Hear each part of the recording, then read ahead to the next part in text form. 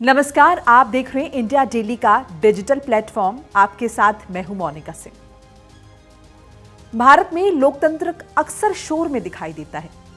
चुनावी रैलियां, TV debates, social media के नारे और हर 5 साल में उठने वाला राजनीतिक कोलाहल। लेकिन लोकतंत्र टूटता है बिल्कुल खामोशी से। एक मतदाता लाइन में खड़ा होता है, हाथ में पहचान पत्र होता है, आंखों में होता है विश्वास और सामने से जवाब आता है, आपका नाम वोटर सूची में नहीं है। ना कोई कैमरा, ना कोई बहस और ना ही कोई ब्रेकिंग न्यूज, बस एक नागरिक का। आज की पूरी कहानी इसी खामोशी के इर्द गिर्द घूमती है। स्पेशल इंटेंसिव रिवीजन यानी कि SIR। अब है क्या ये SIR? सुधार, सफाई या फिर छटाई? देखिए, SIR यानी कि special intensive revision of electoral rolls, मतदाता सूची की विशेष और गहन समीक्षा।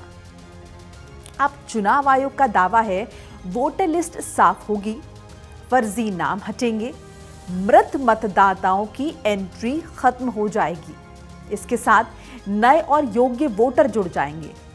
कागजों पर ये लोकतंत्र की सफाई है, एक जरूरी प्रशासनिक प्रक्रिया है। लेकिन इन्हीं सबके बीच से ये सवाल उठता है, ये सवाल शुरू होता है। जब सफाई होती है तो तय कौन करता है कि कौन गंदगी है और कौन नागरिक? SIR के 4 घोषित उद्देश्य हैं, जैसे कि नए मतदाताओं को जोड़ना, मृत मतदाताओं के नाम हटाना, डुप्लीकेट नाम भी हटाना, गलतियां सुधारना। लेकिन हर SIR के भीतर एक अनकहा सच भी मौजूद होता है, जोड़ने और हटाने की शक्ति। और लोकतंत्र में हटाने की शक्ति हमेशा संवेदनशील होती है। जमीन पर SIR कैसे चलता है, यानी कि काम कैसे करता है? BLO फॉर्म और भरोसे की परीक्षा SIR को जमीन पर लागू करती है, एग्जीक्यूट करती है। अब BLO क्या होते हैं? बूथ लेवल ऑफिसर होते हैं। BLO घर घर जाते हैं, दस्तावेज आपके देखते हैं, विवरण दर्ज करते हैं और फिर एक रिपोर्ट तैयार करते हैं। अंतिम फैसला नहीं करते, लेकिन ये जो रिपोर्ट होती है उनके द्वारा तैयार की गई, ये अंतिम फैसले की नींव बनती है। अब फॉर्म कैसे कैसे होते हैं?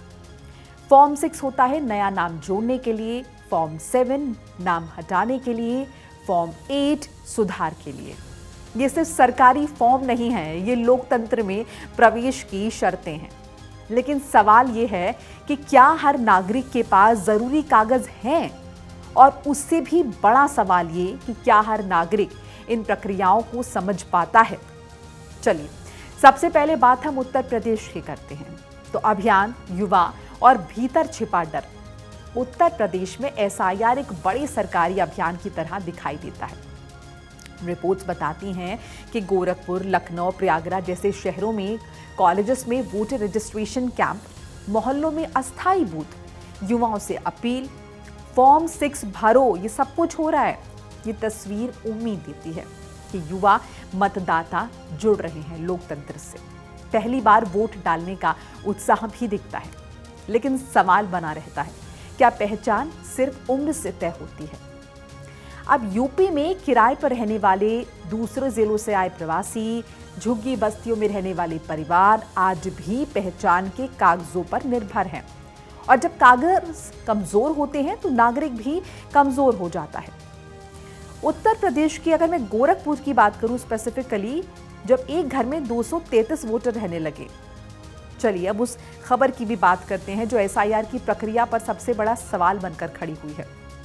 गोरखपुर के वार्ड नंबर 16 की ड्राफ्ट वोटर सूची में एक ही मकान के पते पर 233 वोटर दर्ज पाए गए हैं। 233 वोटर, एक घर। ध्यान से सुनिएगा, ये सिर्फ डेटा एरर नहीं है, ये पूरी प्रक्रिया का एक्सरे है। अगर एक घर में 233 नाम हो सकते हैं तो सवाल उठता है कि क्या सत्यापन हुआ? क्या BLO ने भौतिक जांच की या सिर्फ पुराने रिकॉर्ड कॉपी कर दिए गए? प्रशासन कहता है ये ड्राफ्ट लिस्ट है, अंतिम सूची नहीं है, सुधार किया जाएगा। लेकिन लोकतंत्र ड्राफ्ट पर नहीं, अंतिम अनुभव पर चलती है। और अनुभव कहता है जब सिस्टम एक घर में 233 वोटर दिखा सकता है तो वो किसी एक असली वोटर को चुपचाप गायब भी कर सकता है। उत्तर प्रदेश में विरोधाभास क्या है? यूपी में एसआईआर की दो तस्वीरें हैं। एक तरफ जोड़ने का अभियान, युवा वोटर्स की भागीदारी, डिजिटल पोर्टल और ऐप। दूसरी तरफ एक ही पते पर सैकड़ों नाम, सत्यापन की बड़ी चूक, आम मतदाता के भरोसे में दरार। यही एसआईआर की सबसे बड़ी चुनौती है, सिस्टम का भरोसेमंद ना दिखना।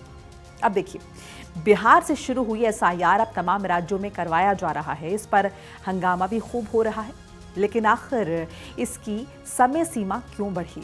बताया जा रहा है कि पुदुचेरी हो, गोवा, लक्षद्वीप, राजस्थान और पश्चिम बंगाल में एसआईआर जो सेल्फ रजिस्ट्रेशन है उसकी अंतिम तारीख बढ़ाई गई है, अब 19 जनवरी कर दी गई है। इसके कारण बताए गए बड़ी संख्या में आवेदन अधूरे, सत्यापन लंबित, शिकायतें बढ़ती जा रही हैं। हालांकि राहत की बात है क्योंकि इससे आपको वक्त मिल गया है, चुनाव आयोग को वक्त मिल गया है। लेकिन सवाल यही है, अगर प्रक्रिया इतनी ही पारदर्शी और मजबूत होती तो बार बार तारीख क्यों बढ़ानी पड़ती?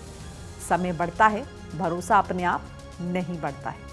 चलिए बात राजस्थान की करते हैं, जहां चेतावनी, शक और सियासत देखने को मिल रही है। राजस्थान में एसआईआर अब सिर्फ प्रशासनिक प्रक्रिया नहीं रही।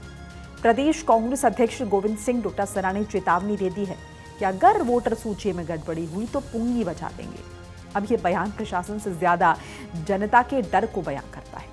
राजस्थान में चुनाव बेहद करीबी होते हैं, सत्ता परिवर्तन आम बात है, हर वोट का राजनीतिक मूल्य बहुत बड़ा है। इसीलिए सवाल ये नहीं है कि एसआईआर होना चाहिए, नहीं, सवाल ये है कि एसआईआर किसके नियंत्रण में है और उसकी निगरानी कौन कर रहा है। वहीं पश्चिम बंगाल में जहां जल्द चुनाव होने हैं, यहां भरोसा टूटा है, सड़कों पर गुस्सा आया है। रिपोर्ट्स बताती हैं कि पश्चिम बंगाल में एसआईआर के विरोध में सरकारी दफ्तरों में तोड़फोड़ हुई।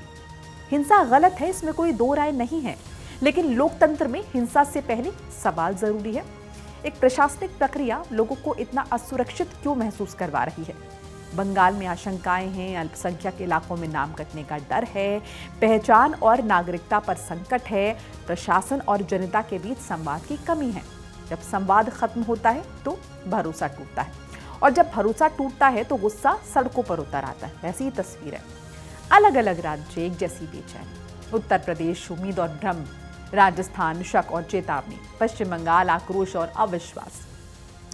तीनों राज्यों की परिस्थितियां अलग है, लेकिन जड़ एक ही है, भरोसे की कमी। चुनाव आयोग बनाम जमीनी हकीकत।